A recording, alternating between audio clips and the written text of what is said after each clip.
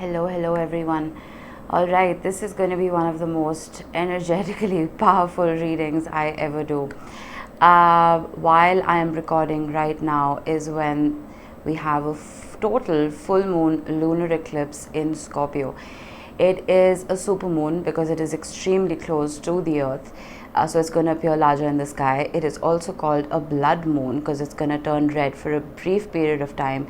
And it is also called a flower moon thanks to spring flowers and the whole metaphorical energy of rebirth and reawakening in spring.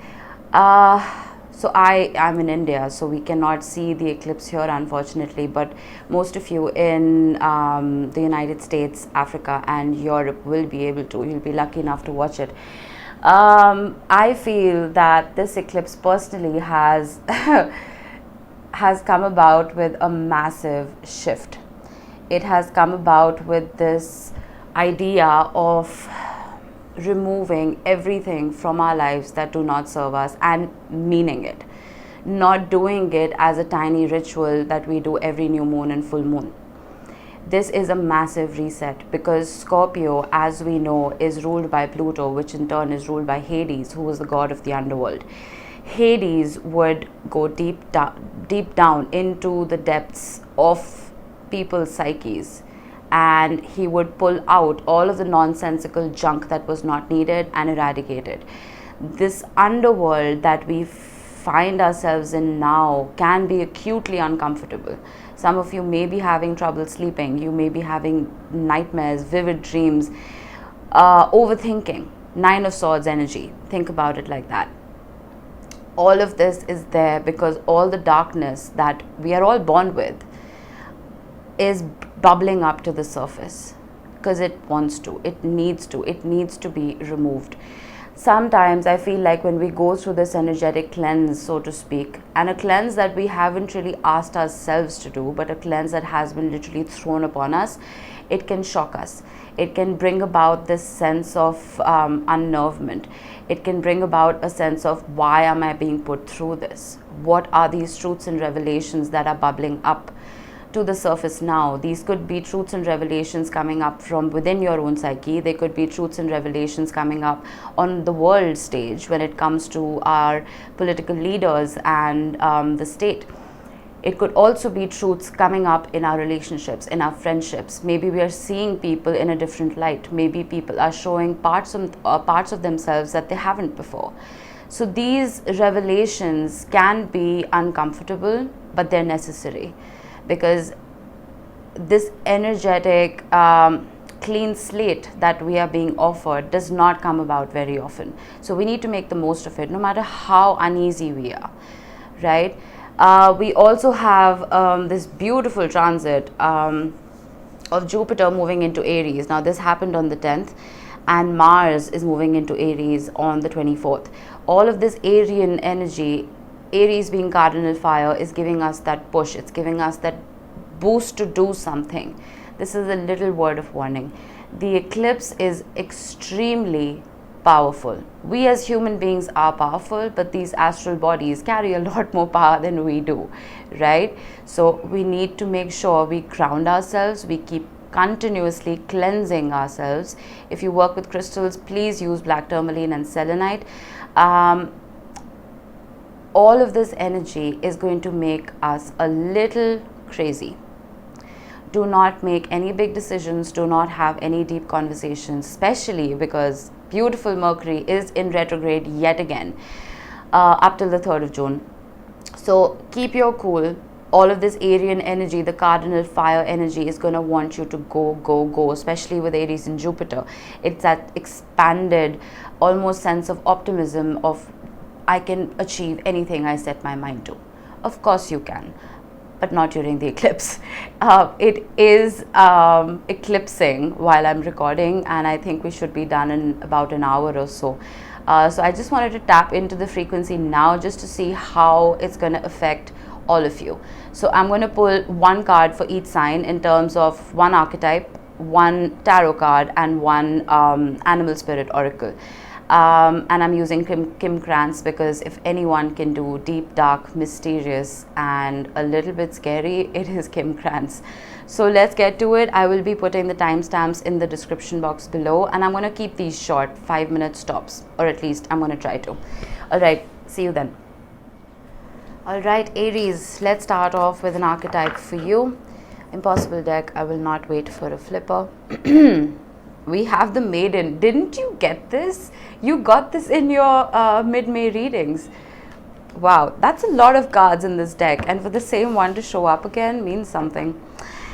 Okay, before I explain, I'm going to pull your oracle card. This is the Animal Spirit Oracle. Tarantula. Interesting. Let's get you a tarot card. I thought it was important.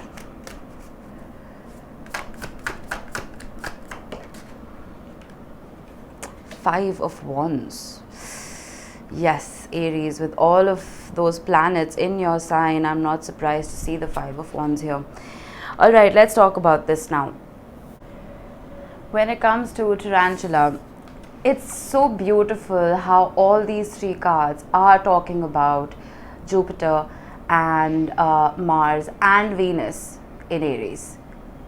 I mean, it's insane. Okay, so this talks about being at a crossroad. It talks about claiming life's purpose.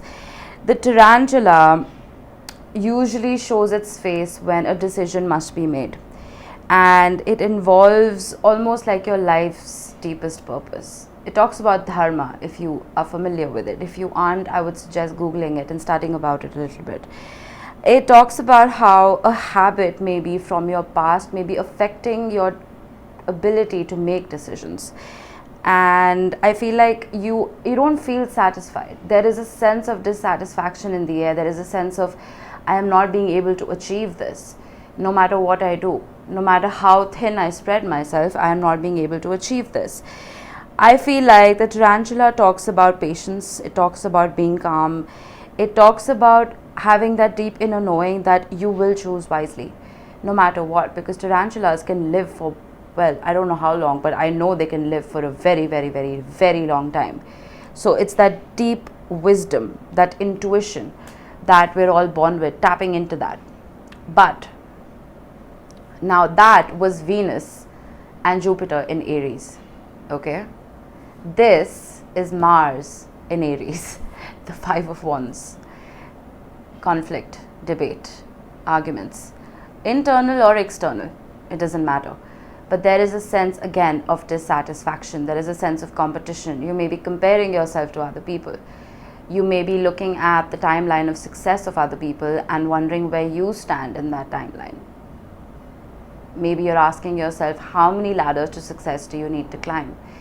I feel with Mercury in retrograde and this lunar eclipse, all of our deep-seated ambition comes to the surface, almost to taunt us, almost to ask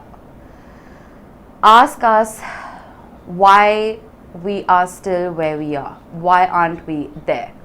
Do you understand what I mean? And what is so beautiful is with the maiden right in the middle, this is your energy. This is the energy of the Fool. I'm not calling you a fool, Aries. The Fool tarot card represents you as a sign. And it talks about innocence. It talks about almost having this childlike spirit of I can do and achieve anything I set my mind to. It does nod a little bit to darkness. And there's no surprise there, considering we are doing a lunar eclipse energy pull. It is that sense of, let me take a bite of that poisonous fruit. Let me go date somebody who might not be so good for me after all. It is a risk taker. It is somebody who is too naive to understand the repercussions of his or her actions. I'm not saying you are naive. I am saying that there is an inner child within all of us who sometimes likes to call the shots. And we must keep that inner child happy. Of course we must. But then with Tarantula right here, this is that energy of balancing the wisdom you are born with and keeping your inner child happy at the same time. That is where the conflict comes in. I feel that these crossroads that you find yourself at, whether it's in your career or it's in your love life, Aries, I feel you need to make the most of the maiden energy. You need to make the most of the energy of, all right, I am willing to take a leap of faith. I'm willing to leave the darkness behind. I'm willing to take calculated risks, backed up by ancient wisdom. I feel that with the Five of Wands, it's usually it leads to the Six of Wands, and the Six of Wands talks about victory and success. Wherever there was competition, wherever there was this sense of conflict, you do emerge the victor. And Wands is your energy, it is fire energy. So I feel like for now, pace yourself, ask your Aryan mind, your Mars ruled mind, to stay low, to keep cool. Take risks only and only if your intuition tells you to. Sometimes when we find ourselves at crossroads, we want to take action regardless of what it entails. We don't think about the repercussions because we have so much drive and ambition, we just want to do something. Your energy is very precious. Make sure you are putting it into the right people and the right places and the right relationships. All right. Okay, Aries, that's all I have for you. Enjoy this beautiful lunation and keep cool. All right, Taurus, let's get you an archetype to start with. I'm not going to get a flipper. These cards are impossible. The Eternal Child, how beautiful. I was talking about the inner child in Aries is pulled right before you. So this is quite wonderful. You guys usually show up in Aries' readings and vice versa for some reason. All right, let's get you an animal spirit oracle.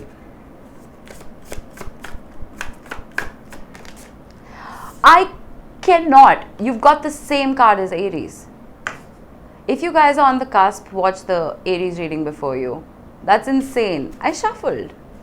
I did. All right, let's get you a corresponding tarot card. If it's the same as Aries again, I'm going to scream. Okay, it's not. Eight of Swords. If you heard the description in the beginning, I was talking about Nine of Swords energy representing this eclipse. But Eight of Swords will, yeah, do the job. All right, let's talk about these real quick. The Eternal Child is Peter Pan energy. This is the energy of never wanting to grow up, of wanting to lose yourself in joy, in creativity, in play. The Eternal Child does give a slightly dark nod to substance abuse sometimes. It may be possible that you or someone you are dealing with may have addictions. It is that concept of losing yourself in what isn't real, because reality itself is, well, bitter and cruel. I feel with the Eternal Child showing up, your inner child is dying to burst forth. But with the tarantula talks about ancient wisdom. It talks about your intuition. It talks about dharma. It talks about your life's path. It talks about being at a crossroads and pushing yourself to make a decision because, well, you need to. But your eternal child does not want to take on those responsibilities. Your eternal child wants to have fun, wants to go out with friends, wants to have a glass of wine. And I'm not saying having a glass of wine is bad, but you know what I mean. You know what I'm getting at here. With the Eight of Swords, there is a sense of being stuck in your head. This is classic Saturn-Uranus square. This is a classic debate and tiff between a grandchild who is rebellious and wants to roam free and a very, very strict grandfather who has set rules and boundaries for the entire family. This is insane how beautifully cohesive this is. The eternal child is timeless. The eternal child is ageless. No matter what age you are, you could be 100 years old, but the 4-year-old in you is always going to be alive. And that 4-year-old you will always show its face whenever you do something or see something or hear something that you did when you were younger. For me, it's mulberries. When I was a kid, I would climb trees and pick mulberries and get my clothes all stained. So whenever I eat a mulberry, my inner child comes out. Ask yourself what pleases your inner child without affecting your current state, without affecting this wisdom and intuition that is dying to burst forth as well. With the Eight of Swords, there is no use being stuck in your head. You control your own reality. We know that. If you've been here long enough, you know that we are the most powerful star seeds ever. Make the most of your power of manifestation. If you stay stuck in your head, you will not be able to move forward. There is a lot of energy, a lot of planets within Aries, like I have mentioned. Venus, Mars and Jupiter. With all of this cardinal fire energy, there is almost this drive and ambition to achieve something. If your eternal child isn't happy, make sure it is happy with things that are good for it.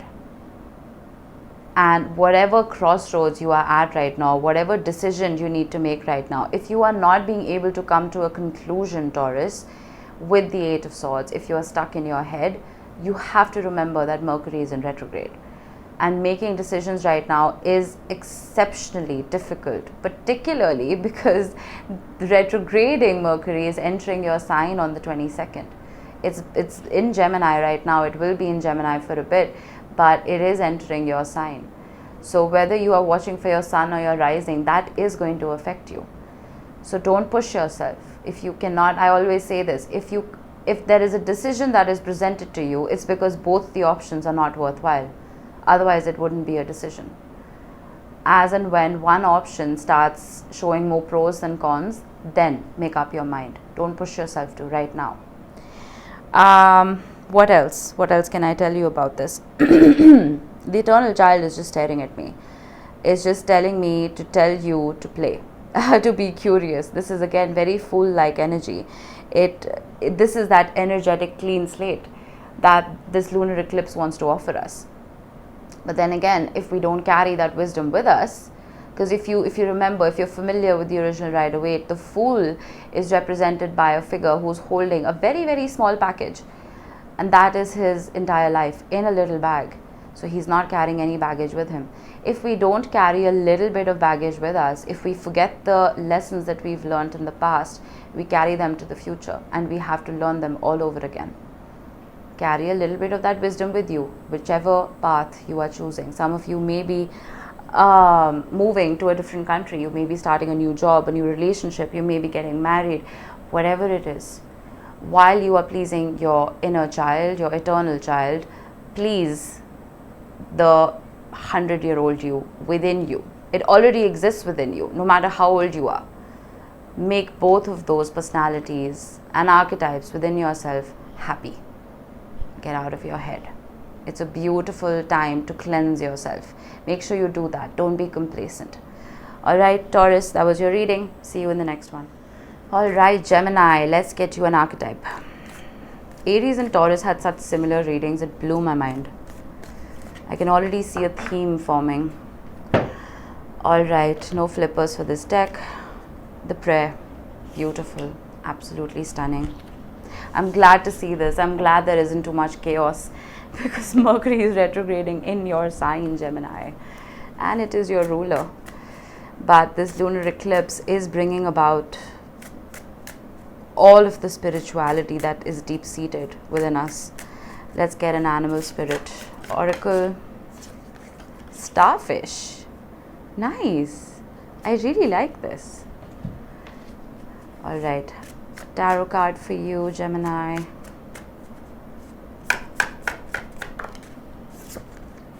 Oh, beautiful energy, Gemini.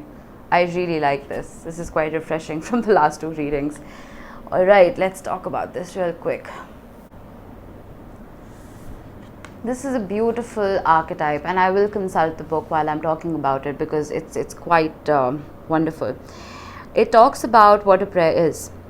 And it talks about to whom and what do we pray to and why, what do we ask for. It talks about how prayer has been with us since the dawn of time, and it's been a remedy for self-centered thinking. And I feel like personally prayer does lead us beyond our egos. That is most important. When we bow reverently to whoever we are bowing in front of and our foreheads touch the ground, our heart soars. It is that humble sense of bowing to a power higher than ourselves. This could be your spirit guides, your angels, ancestors, God. It could be the universe. It could be all of the above. It talks about being humble. It talks about getting out of any sense of pride and ego and just being grateful. It talks about gratitude more than anything else. It talks about getting quiet, low, humble, and soft. And it talks about moving from our little story to a bigger one. Does that make sense? It talks about tapping into the collective consciousness and getting out of this whole concept of I'm praying for me. Right? When we pray, so personally speaking, I do a little prayer for myself and then I move on to pray for the people that I love and care about. And then to cap it all off, I pray for the world. And these are short 30-second prayers that I do before I sleep. So ask yourself what you are praying for, who you are praying to, how are you speaking to this divine power. It is a card of surrender more than anything else. It is a card of knowing that there is a power higher than ours that we can leave our life up to. We can leave it in that power's hands and know that we will be taken care of. Contrastingly, the starfish talks about illusions. It talks about, I don't think this is your energy. I think this is somebody around you because you are showing up as the King of Cups. The starfish is somebody who can be shallow. It can be somebody who wears a mask, and it can be somebody who gives too much importance to outwardly appearances.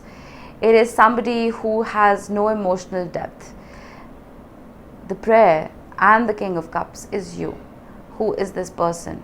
Ask yourself that. Who is this person who is constantly looking at the outside and doesn't have the capacity to take a deeper dive? There is somebody who prioritizes the superficial or the shallow. It is somebody who may have forgotten their deeper calling.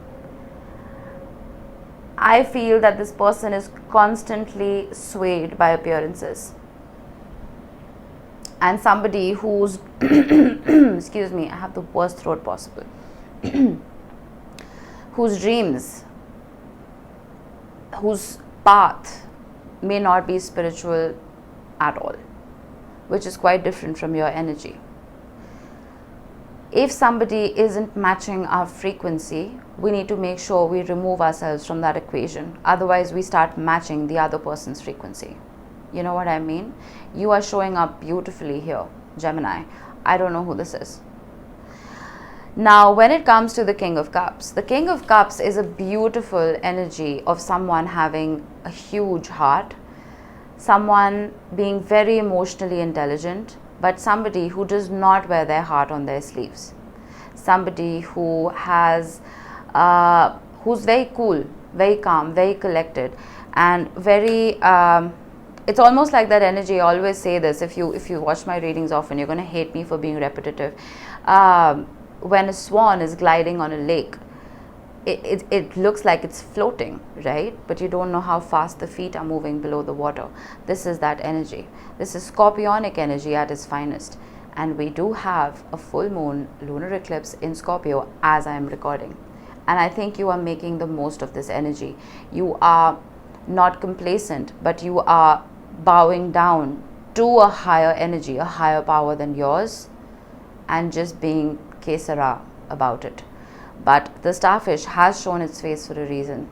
Make sure the company you are keeping nods to this beautiful energy that you are coming with. If not, then they'll pull you down energetically, and you don't want that. All right. And also, I should mention on a side note, the King of Cups could also be another person around you who does have a lot of love in their heart for you, but someone who's just keeping quiet for now. 3 cards. That's all I can say. All right, Gemini, I will see you in the next one. Enjoy this beautiful lunation. All right, Cancer. Let's pull out an archetype for you to start with. The shadow. Appropriate. Is it not? All right. Let's get an animal spirit oracle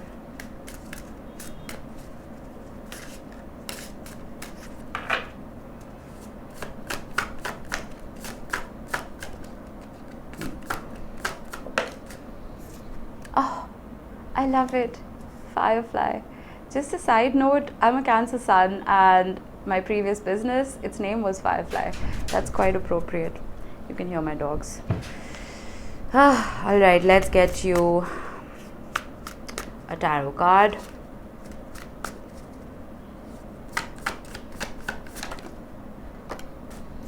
I love it. I absolutely love it. Ace of Swords. Beautiful energy, Cancer. Let's talk about your archetype first.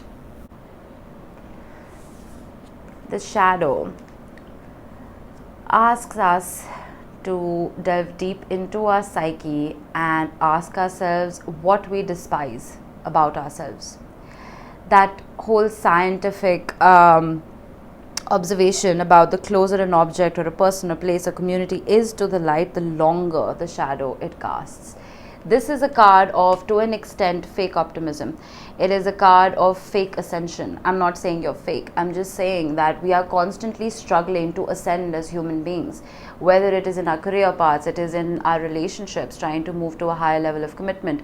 We are constantly on the go when we are trying to move up in life. Some of you may actually be very, very deep into spirituality, and you may be doing shadow work, and you may be hoping and wishing to ascend faster than you're meant to. The shadow talks about being vulnerable enough to embrace all the darkness within you. You know, when people tell us, oh, you're a really good person, I'm sure you are. We hold on to that statement. We don't realize that our soul is carrying baggage from not just this lifetime, but all the lifetimes before it. Delve deeper into your psyche. What are the things that you want to change about yourself? What are the shadow aspects of your life? They could be nagging thoughts, tiny little thoughts that come and go once in a while, that don't make you a bad person. They just make you realize that there are things about yourself that still need to be worked upon. Okay? When it comes to the Firefly, I absolutely love this card. The Firefly is inspiring. The Firefly carries the light of 1,000 stars, and the Firefly represents the sudden, this is Jupiter in Aries for me all the way, and it's this sudden but very fleeting, radiant and illuminating energy. It is that sudden opening of the crown and the third eye chakras. It is a sudden sense of excuse me, I have a frog in my throat.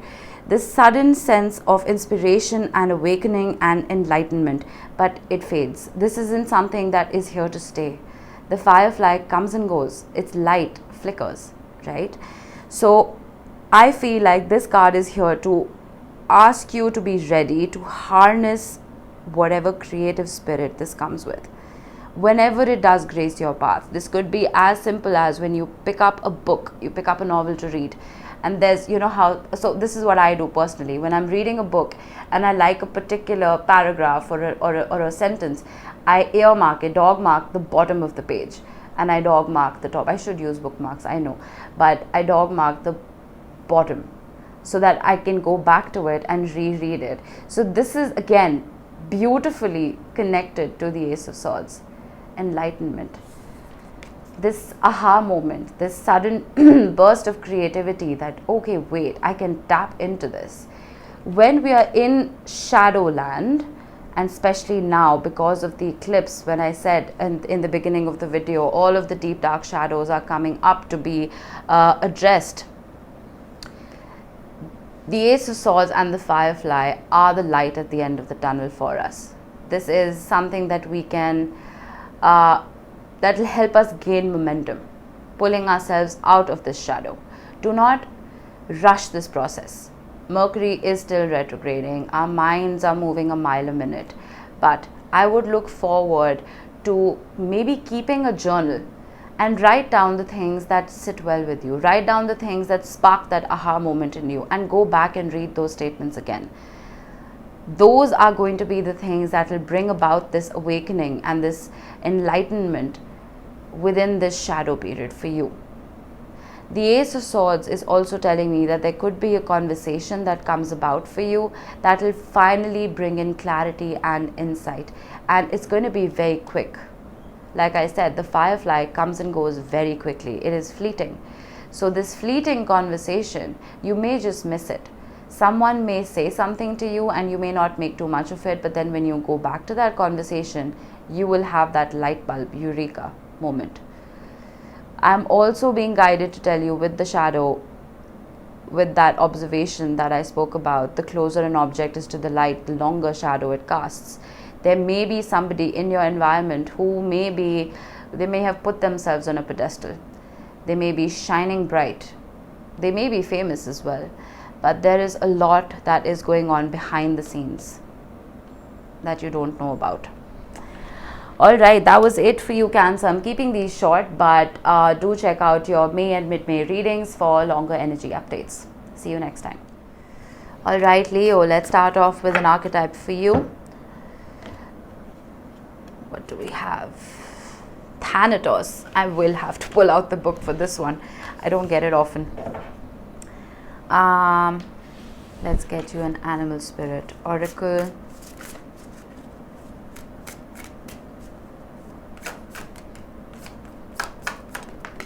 Oh, I love it. Buffalo. Beautiful.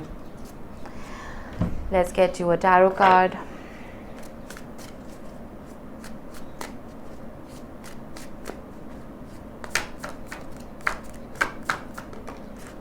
Oh, how lovely. The 9 of Pentacles. I adore this reading already. Let's talk about your archetype first though. Okay. Oh, wow. Oh my God. Okay. Listen, I just opened the book to read about this. This is the Death card.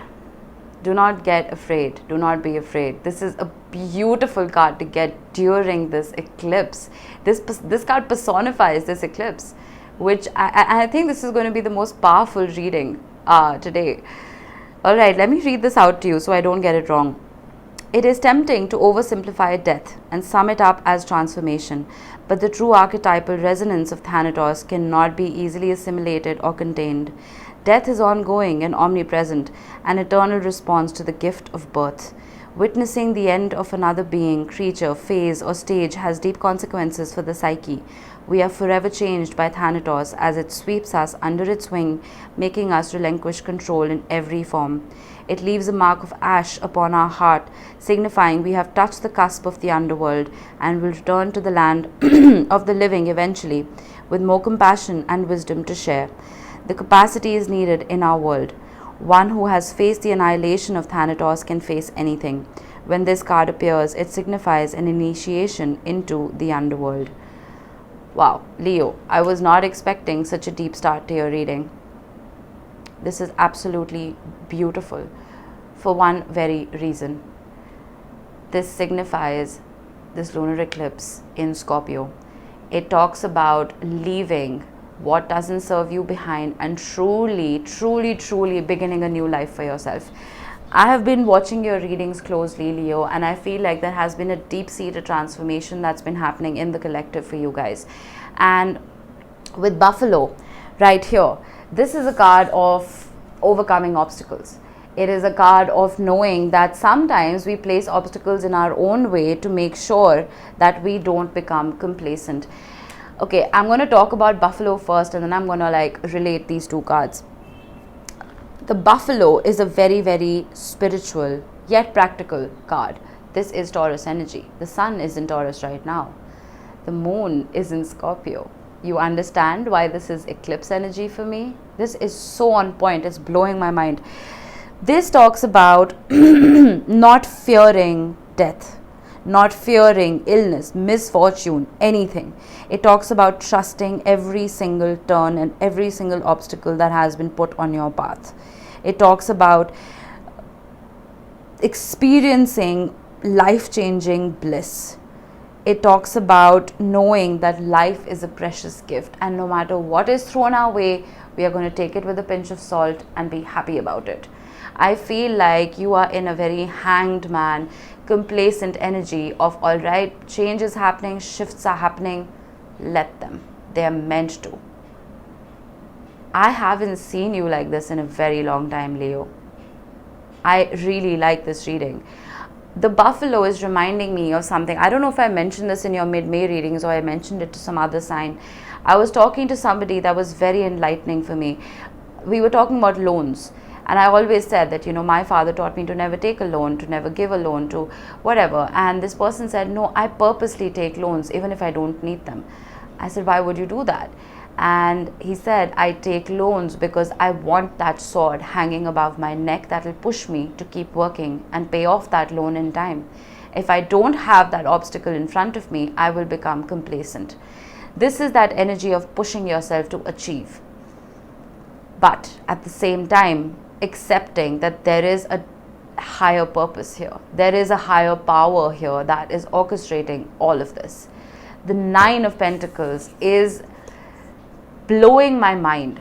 Okay, what deck was that? I think it was the Ostara Tarot, where the 9 of Pentacles is represented by a woman lying on a couch, and there's a mountain lion in front of her, which represents overcoming these obstacles and having earned that respect and rest.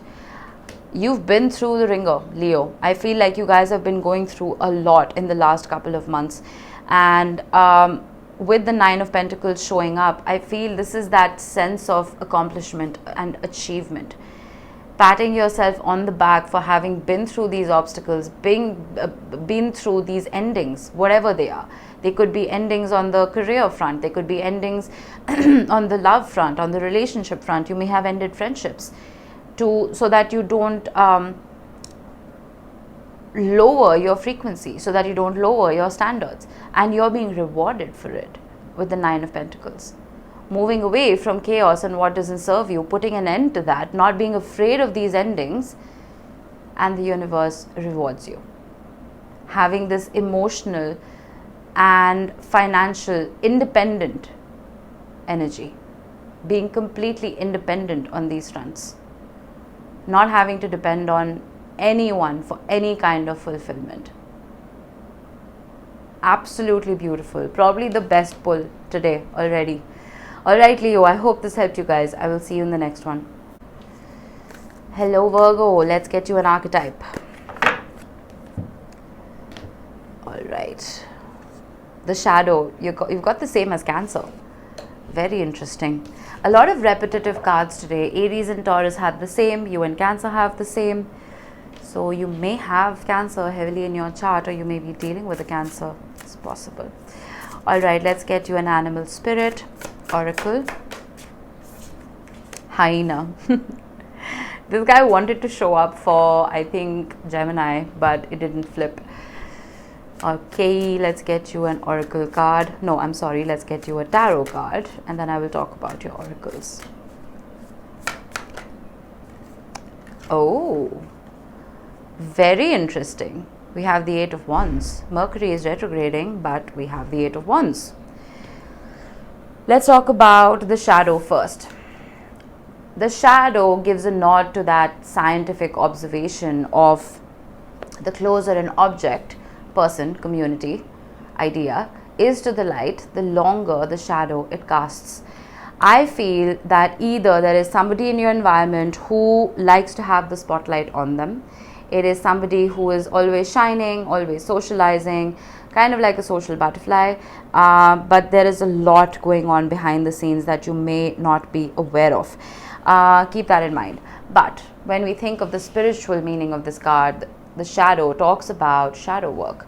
It talks about not being in a rush to reach that level of enlightenment and ascension, of knowing that the process of shadow work can take up our entire lives. Because we are not just bringing up shadows within our psyche from this lifetime, we're bringing up shadows from past lifetimes as well. It's possible that this lifetime is the lifetime where you are the most spiritual that you will ever be. And this is the time when you can do the spiritual work. So there is a lot of backlog. Does that make sense? But with the shadow, I'm getting that don't be in a rush. Don't be in a rush to ascend. Ask yourself deep-seated questions, uncomfortable questions. What makes you, what about yourself is it that despises you? What do you hate about yourself? Ask yourself that. It could be a very, very difficult question to ask, and the answers could be even harder to deal with. But when we become unbiased and we stop functioning from a place of the ego, we will get answers that will truly help us for once. You know what I mean? Now, the hyena is quite hilarious. It talks about wit, sarcasm. It talks about humor. You know how hyenas laugh, right? So, this is the energy of being a joker, of being a crowd pleaser sometimes. And it talks about how on the surface level you may be jesting and joking, but below the surface there are unfulfilled dreams that are constantly haunting you.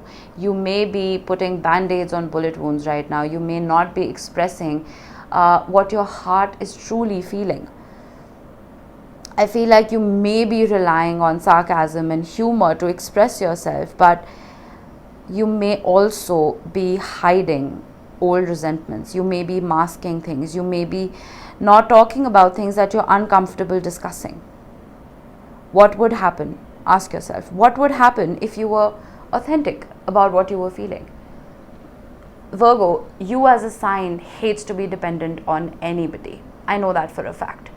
You feel that if you open your heart out, you are making somebody else uncomfortable. You're adding to their burdens.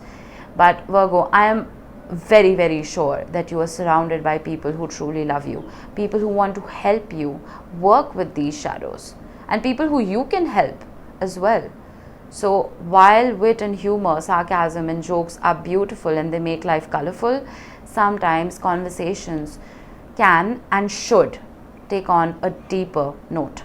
With the 8 of Wands, that's what I'm getting. I'm getting a very deep and healing conversation coming about for you.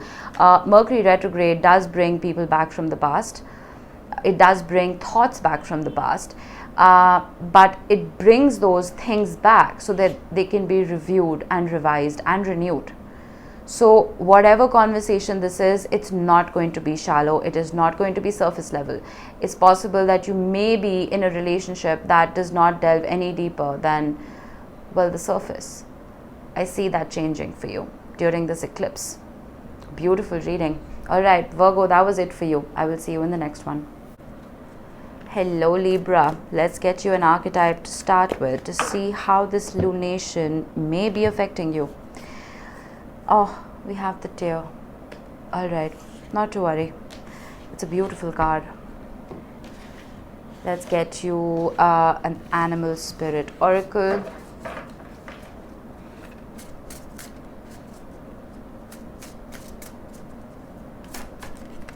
The swan. Nice. You always get the most beautiful cards, Libra, for some reason. They're so aesthetically pleasing. Okay, let's get you a tarot card. Oh, the Page of Wands. Very interesting. All right, let's talk about these real quick. The tear talks about mourning. It talks about release. It could also talk about rain. It talks about being like when one cries, especially when one is with another person and gives one the permission to cry, there is a sense of vulnerability. Emotions open up. There is this sense of release. I feel like with the tear card, you are upset. You are upset about something. You are in a melancholic state. There is an apathetic state here. But I feel that whatever you are grieving, it's opening up almost a portal for you, for ascension. Because when we allow ourselves to become vulnerable, it's almost like you give permission to your guides to help. Sometimes our egos and our pride can make us so stoic and strong in our regard that, all right, we can handle this.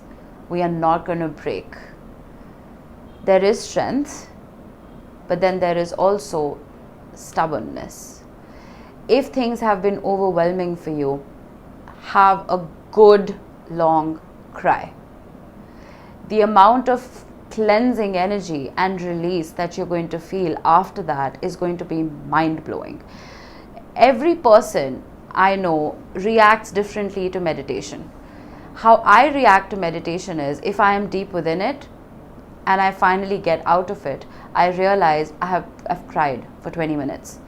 and the release that I feel after that, I feel like I'm floating on a cloud. For you, whatever cleansing release means, it could be taking a long shower, it could be dancing in the rain, it could be crying, it could be laughing, it could be anything. There has to be a sense of release here. Do what you need to do to remove this baggage from your shoulders. Whatever is weighing you down, release it. It could even just be talking to a friend. It could be finally opening up to a friend and having a deep-seated conversation. And once you release this baggage is when you will find clarity. The swan is very interesting because the swan talks about effortless creativity. It talks about grace. It talks about elegant power. And it gives a nod to the goddess Saraswati. She was creative. She loved the arts, music, language, and she was very graceful. I am feeling that this release that we've been talking about could very well come about with something creative. It's almost like your inner soul is calling for attention. It's calling for solo time. It's calling for expression. And it's waiting. There's this inner voice of yours that's waiting to be heard. Some kind of vision that is being, that wants to reveal itself. But it won't be able to if you keep functioning from a surface level of, oh, I am okay. If you're not okay, that's okay. Just make sure you are not keeping it bottled up. Journal if you need to. Write your thoughts down on paper. If you're not comfortable sharing these thoughts with another, write them down. And see the insight that ensues after that. Listen to a song. Sometimes lyrics can tap into little bits of our psyche that bring about that sense of clarity. Whenever I'm reading a book and I love a sentence, I earmark the bottom of the page so I can go back to it and read it whenever I would like, because it struck a chord at a certain point in time. What has struck a chord with you in the past? Ask yourself that. With the Page of Wands, there is a sense of curiosity. This for me, to an extent, is Venus in Aries and Mars in Aries too. I feel that you are wanting to almost break free, break out of whatever this is without working on it. Sometimes when we are on the path to healing, we kind of get sick of healing. And I don't blame you. I've been in that position numerous times. But if you skip the important steps, you will go back to the same lessons. You will repeat them over and over again. Release. Take care of your inner child, of your inner soul. And then set intentions to begin new things. I'm also getting with the Page of Wands that there could be a new exercise regime. There could be, I'm getting Pilates and Zumba for some reason. Might help you guys. It might be the release that you need. Some kind of physical activity that is fun, dancing, music, something on those lines. And for the others, I'm also getting a short trip somewhere. A little travel might help you guys shift your perspectives and clear out any residual pain. All right, Libra, that was it. Enjoy this beautiful eclipse. I will see you next time. All right, Scorpio. Sorry about the camera shake. Let's get you an archetype. The riddle. You're making everyone crazy with the eclipse in your sign. Not that it's your fault, but I think this is going to be affecting you the most. So I'm sending out a huge hug to you. It is a difficult energy to deal with, but I promise things will look better afterwards. All right, Animal Spirit Oracle. Tiger. Good to see. You're still in your power, no matter what. Tarot.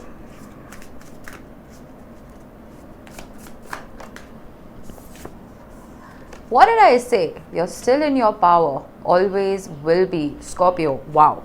Stunning. Let's talk about your archetype first. The riddle talks about surrender. It talks about life being a complicated mess of trauma surfacing, resurfacing, and surfacing again. It talks about puzzles and questions and mystery. It represents you, Scorpio. It represents the underworld. It represents Hades and his power. It talks about how we're constantly searching for the right answer. And sometimes when it can't be found, we get frustrated.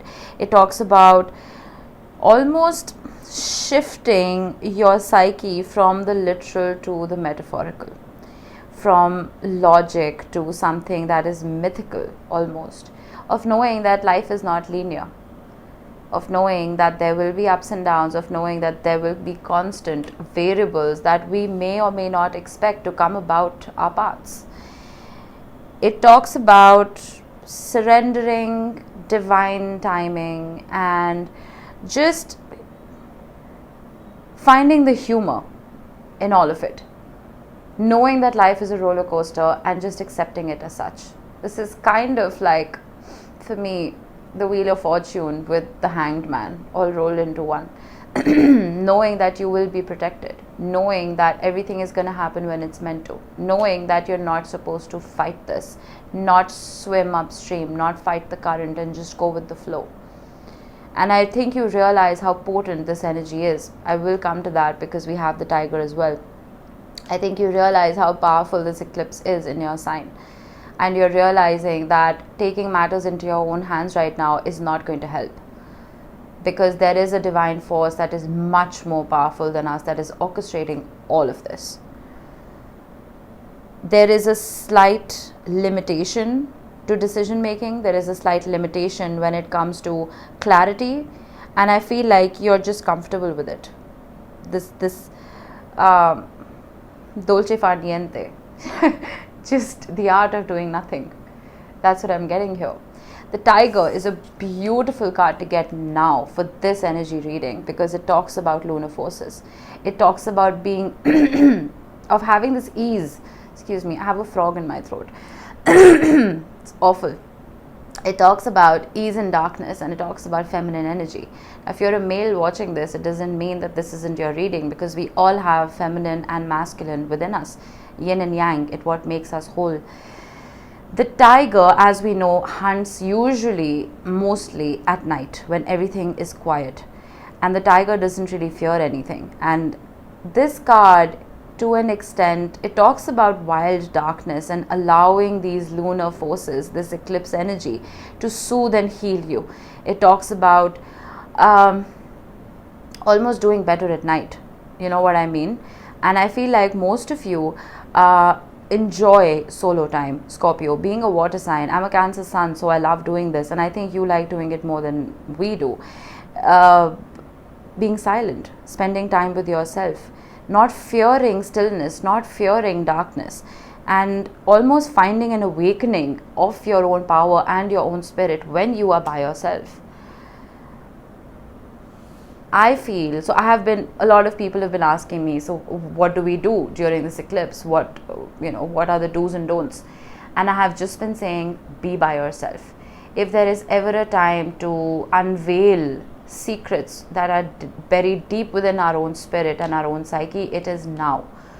And if you are integrating yourselves with other people's energy who are doing the same kind of deep, dark shadow work, you're taking on more. As a water sign, you're a natural empath, and you're going to take on the energy of not just you and your own inner child, but the riddles and the patterns and the puzzles of other people. That will sway you from this powerful path that you're on. You know what I mean? It's just a day. Keep to yourself, maybe spend a little time in isolation. It's going to do you a lot of good.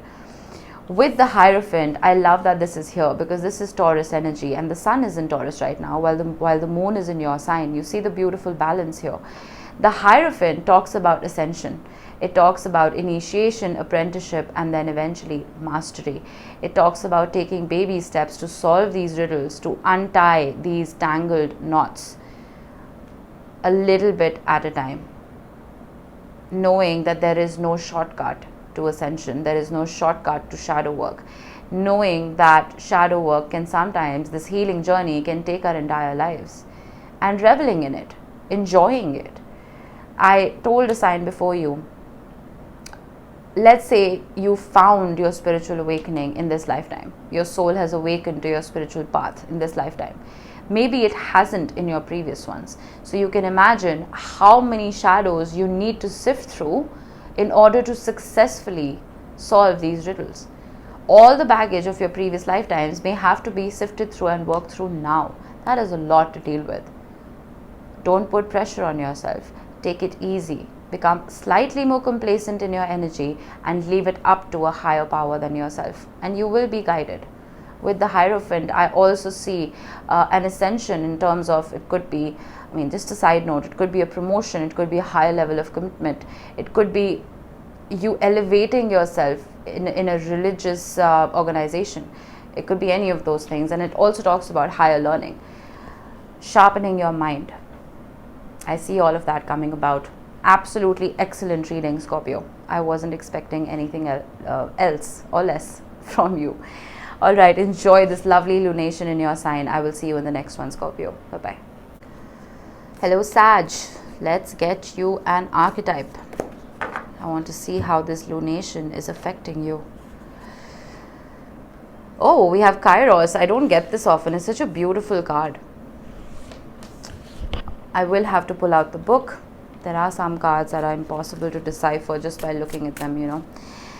Let's get you an animal spirit oracle. Spider. Nice.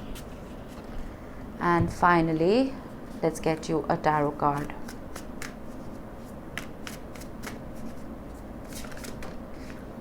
The King of Swords. Lots of swords showing up in today's readings, and I like that. I like this clarity that will be incoming for the collective. All right, let's talk about your archetype first. Kairos talks about mythic time and synchronicity. I'm just going to read it off the book. We have all had the experience of timelessness, of life beyond the ticking of the clock. It may be felt as time standing still, slow motion, or losing track of time on a walk or in a lovely conversation. This is known as mythic time, and it is the territory of Kairos. This card suggests that there is This card suggests there is a secondary time continuum that goes beyond any earthly clocks and schedules. Within this non-linear realm, we access divine timing. A single moment ripens with auspiciousness, and our actions change the trajectory of our whole life. Time becomes a living thing that watches over us and tells us precisely when to speak or act. When this card appears, it is all about patience and precision. No clock can guide you. Wait for the rush of inner knowing and not a moment longer. Divine timing, synchronicities. Some of you may be seeing a lot of synchronicities when it comes to numbers, names, places, even songs. You may be finding hidden messages in lyrics. I feel that this is a card of alignment. It is a card of being easy in making decisions and taking action, because you're almost not giving up your power, but you are revering a higher power to yours, knowing that there is something else that could be controlling the wheels for the time being, and just becoming complacent about it, knowing that you are guided and protected. Whenever I personally see 666 or 444 or even 111, I know I am being protected, I am being guided, and I don't really need to push forward and do anything, because I will be taken care of, especially when I don't know how to move forward. So you may be seeing these kind of synchronicities now. We do have Venus, Mars and Jupiter all in Aries this month. And that can give us a lot of optimism and a boost to achieve something. And then when we don't see results, we almost get in our head that, okay, this is not working. I thought I was doing everything correctly. Watch out for synchronicities. Know that you are protected and being guided. When it comes to Spider, this talks about networking. This talks about being more process-oriented than goal-oriented. So you remember I said, you may be frustrated about how slow things are moving when it comes to, let's say, your career or your relationship, whatever it may be. The Spider is kind of entrepreneurial, as is the King of Swords. This is that energy of making connections and delegating, of building a network and trusting that not only will the people that you are working with or in a relationship with, but the universe itself is going to step in and help, enjoying the journey of creating something brand new, creating prosperity for yourself, and almost like weaving a tapestry. Does that make sense? It's like, it looks like a hot mess when you're actually working on it, but when it's complete, it looks stunning, it looks magical. So, and I'm getting that analogy of walking into a surgery while it's ongoing. I mean, it looks like a mess, right? But once it's done, a person has a brand new life. So trust the process, no matter how chaotic and no matter how difficult and messy it may seem right now. With the King of Swords, I feel like you need to set boundaries. You need to make sure that you are not surrounding yourself with unnecessary variables. Sometimes variables are necessary. And by variables, I mean people. People who come and go. Some people come and go because they've taught us the lessons that we needed to learn, and then they're out the door. Some people are there to stay because they're supposed to be soulmates. Soulmates don't always have to be romantic in nature. They could be friends, they could be a pet. Anybody who shares a piece of your soul. But with the Father of Swords or the King of Swords, necessary boundaries need to be set into place. There may be people around you who are sapping you of your energy, who are straying you from this path. People who may be nagging at you and poking you and saying, oh well, you're not successful yet. Why is it taking so long? You know what I mean? So try and enjoy this journey. Remove people, any kind of naysayers who are questioning your inner judgment, who are questioning this journey that you're on, who are questioning the process, and do you. Entrepreneurial spirit. If you've begun a new business for yourself, don't let anybody pull you down if you haven't reached the level of success that you needed to. And the same in relationships. Set boundaries. You may be finding yourself in a very chaotic situation when it comes to a marriage or a friendship or a commitment of any kind. Set boundaries. Protect your energy. Alright, Sag, that was your reading. Enjoy this eclipse. It is extremely powerful. I will see you in the next one. Bye-bye. Hello, Cap. Alright, let's get you an archetype and see how this lunation is affecting your energy. Whoa. Yeah, the cards want to talk. I was getting that feeling while I was shuffling. Let's see, I just need one card. I'm not going to wait for a flipper because this is an impossible deck. Oh my god, didn't you get this in your mid-May reading? Who did this happen to? It happened to Aries. They got the maiden in their mid-May as well as now. So this is a theme that we're following, and I think that's beautiful. Stunning. Alright, let's get you an animal spirit. Stingray. Interesting. See all the chakras. I will talk about it, but let's get you a tarot card. Oh, beautiful. The Empress. I love it. The Starborn talks about the inner child.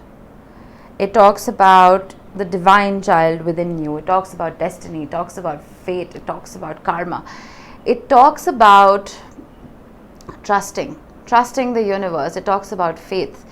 It talks about going back to the time you were born and how the stars were aligned, the time you were born. Some of you may very well have been born under an eclipse. I would highly recommend you go see your natal charts.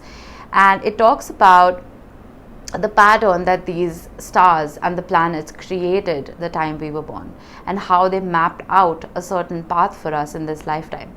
Following that path, whether it is spiritual, practical, logical, scientific, artistic, whatever it may be, there is something that you were born to do. Some of you may very well be famous and that was your destiny.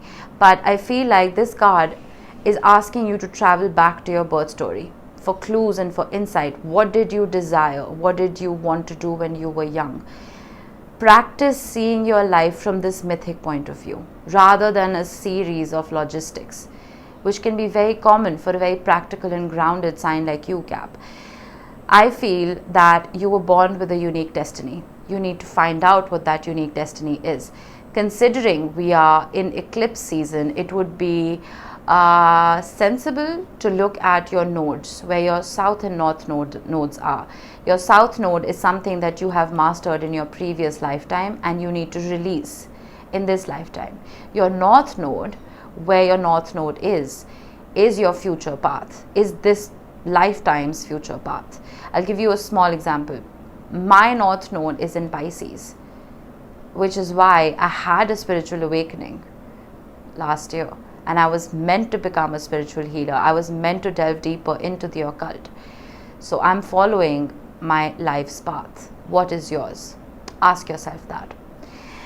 Now, the stingray, I was instantly drawn to the chakras. Some of you may need to do a chakra aligning meditation, and just 10 minutes a day, I feel like it will really help you. But this talks about developing confidence, a sense of self, and developing a spine. This is a very pivotal point of personal growth. And I feel like when this card comes about, you must decide between the old, what is easy, comfortable, familiar, and the new, which could be challenging, which could be uncomfortable. There could be pressure from friends and family that is making decision making a little more difficult than normal. I feel like whatever choices you do make right now, Cap, it's inevitable that this dilemma is going to surface again and again. Why? Because that is what is going to help you grow. There is almost this force of dharma, as we call it, within a stingray that is very, very powerful. It is difficult to ignore. It's eager, it wants to grow, it wants to constantly evolve. It's one of the most ancient creatures known to mankind. Imagine the amount of wisdom it has gathered. How has it gathered that wisdom? Because it has consciously put itself through difficult situations so that it grows. Growing pains is what I'm getting here. And with growing pains and the starborn, you see the egg that's cracking. You understand what I mean? There is a sense of rebirth happening here, and that is so appropriate for this eclipse in Scorpio. The Empress, developing that spine, growing, glowing, helping other people, being warm, nurturing, loving, being a guiding force. You see how the tree is glowing. You see the moon here. Trusting your intuition, delving deeper into the feminine. The moon is feminine energy, the sun is masculine energy. When there's an eclipse, the feminine and the masculine energies start eclipsing each other. That's why there is a sense of disbalance. Balance your yin and yang, balance out your chakras, go back to childhood, ask yourself your true life's purpose. This has been a slightly mythic and spiritual reading for you, Cap, but I think that's necessary because the starborn showing up here is telling me that there is something that you're not looking at, something that is going to help you develop this sense of self-worth, something that is going to help you grow, something that will open up fresh new avenues for you in life in general, right? It's like I said in your mid-May readings, when people would ask us, what do you want to be when you grow up? Someone would say astronaut or doctor, and you may not be following that path now, but you said that at that time for a reason. Something about becoming an astronaut made you happy, okay, whatever it is that you wanted to be. So tap into that and ask yourself what you can do to maybe not become an astronaut or maybe become one, either way, but give a slight nod to what your inner child wanted to do when it was younger, right? That was your reading, Cap. I hope you enjoyed this. I hope you enjoyed this beautiful lunation. Make the most of it. It is supremely powerful. I will see you in the next one. All right, Aquarius, let's get you an archetype to see how this lunation is affecting you. The animal. I love this card. Absolutely love it. When I had started my Instagram page, this is one of the first cards I had pulled. And I did like a flat lay photo of it. I remember it so vividly. But all right, let's get you a spirit animal oracle. Oh, swan. Who got this? Libra got this. Very nice. I like this for you. All right, one tarot card for Aquarius. Oop. They really want to talk for you. Strength. Nice. Do you see that? The animal, the swan, and the lion. Nice, nice, nice. I absolutely love this. Okay. Now, I'm going to talk about the animal real quick, but I will open the book so I don't tell you anything wrong. Now, the animal talks about us being mammals, talks about us not denying our unrefined animalistic nature. It talks about power and direction. It talks about activating the animal within, which reawakens our relationship to nature. It talks about drinking from waterfalls, roaring at the moon, opening eyes underwater, eating berries from the vine. It talks about the life force of our planet. It begs us to set down our devices, the constraints and the social constructs, and remember the warm blood that pulses through our veins. The animal talks about physicality. It talks about getting soil under our nails and starlight on our skin. And sometimes all of this can sound terribly unsophisticated. If it does, you need to remember what Buddha did when he became enlightened. He roared like a lion. I am reading this from the book. I am not making this up.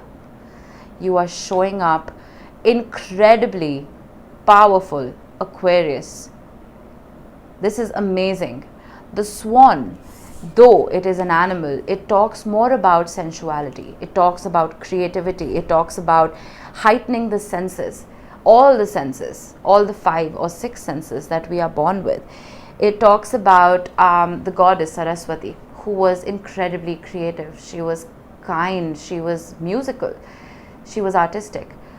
Journaling, meditating, listening to music, singing, dancing, anything creative that brings out this animal in you. It could be as simple as Zumba. It could be anything that makes you sweat. It could be gardening. It could be planting seeds, flowers. It could be running barefoot on grass with dew-studded grass in the morning. What brings out the animal in you? What makes you feel more connected to nature? It could be skinny dipping. It could be going swimming. It could be anything. Do something out of the ordinary. Get out of the city if you live in a city. Go to nature. Take a walk. Do something impulsive. Be safe, of course, but spend time with Mother Earth. Strength. That is going to awaken your heart center. The Strength card is ruled by Leo. It rules the 5th house. It rules the heart and self. It rules anything that, any kind of social construct that keeps us stuck. It rules the removal of that. Be authentic to you. Be authentic to yourself. Aquarius. I feel that with our devices, with all of this technology around us, with all of these social media applications, all of these social media platforms, we are constantly tapping into each other's energies and frequencies and absorbing other people's crap. When you are with nature, you will absorb nature. The energy of Gaia is beautiful. It will never ever deplete you. It will nourish you. It will recharge you. It will energize your spirit. Use this eclipse energy to rebirth the animal in you. And I feel like that is going to make you incredibly strong. It will make you incredibly powerful and happy. That's it. There's nothing more I need to say. I think this reading has been my favorite out of all of them. I've read 10 signs before you. So use this energy wisely, Aquarius. It is a very, very powerful eclipse. I will see you in the next one. Bye-bye. All right, Pisces. Let's see how this lunation is affecting you. Starting off with an archetype, we have the sword. Interesting. Let's get you a spirit animal oracle.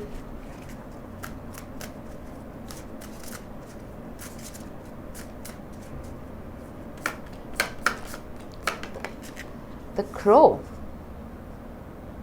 Could be a sign. You may be seeing crows a lot. Let's see. It's a beautiful archetype though. Let's get you a tarot card. Oh wow, you see that? Another sword. Knight of Swords. You're wanting to speak your truth. You're wanting clarity about something here. But let's talk about your archetype first. The sword is a beautiful archetype. It talks about it being not just a weapon, but it being a blade. It is a tool that is used to decide something. It is the tool that is used to separate one reality from another. It talks about making a choice. It talks about being clear and decisive. Sometimes with the Knight of Swords, the conversations that we have can be cutting. They can be very sharp. But maybe the kindest thing one can do is to be sharp, is to be decisive, is to speak our truth, is to be authentic. I feel that this eclipse is bringing about some kind of authenticity for you, Pisces, where you are trying to shape your life by removing things that don't serve you anymore. The sword can give a nod to when we are born, when the umbilical cord that connects us to our mothers is cut. It's almost like we separate from her life force energy and begin our own cycle. Think of it as pruning trees. When we are pruning branches, we give the tree more energy to produce more branches and more leaves and more fruit eventually. What is it that needs to be removed from your life so that you can grow? Is it a person? Is it a thought? It may seem cruel to remove certain people from our lives, but then again, you'll be cruel to yourself if you don't. If you keep people who stunt your growth around you, you will stagnate. It is a good time to make decisions in terms of removal.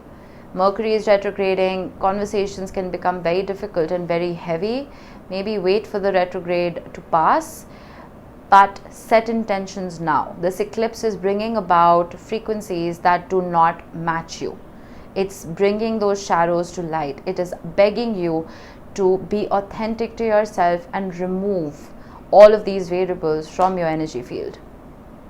Another reason why that is important is because you have the crow.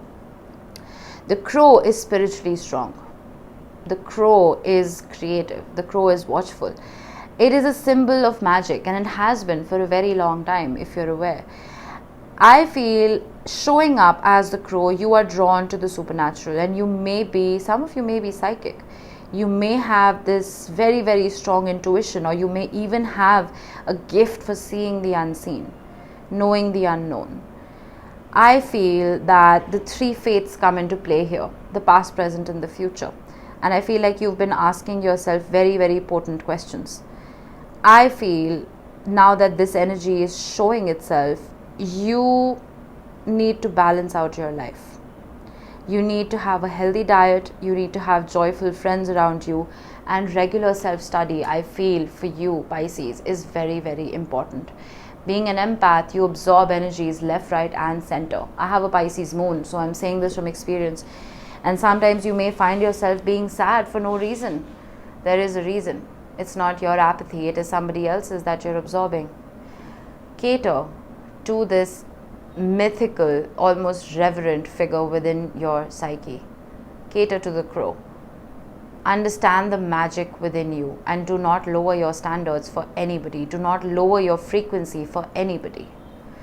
With the Knight of Swords, again, there is a conversation that needs to be had with somebody. I don't know who this is, whether it is somebody on the work front, or it is in a relationship, or a family member. You need to set boundaries. You need to speak your truth, no matter how difficult it may be for such a loving sign like yourself. But because you are so loving and intuitive, you can be taken advantage of. Use the energy of this eclipse to make sure you are never taken advantage of again. Alright, I see a lot of clarity coming in for you, which is quite beautiful. And do you notice the eclipses? My goodness, I did not notice that. We have a solar eclipse here and a lunar eclipse here, or vice versa.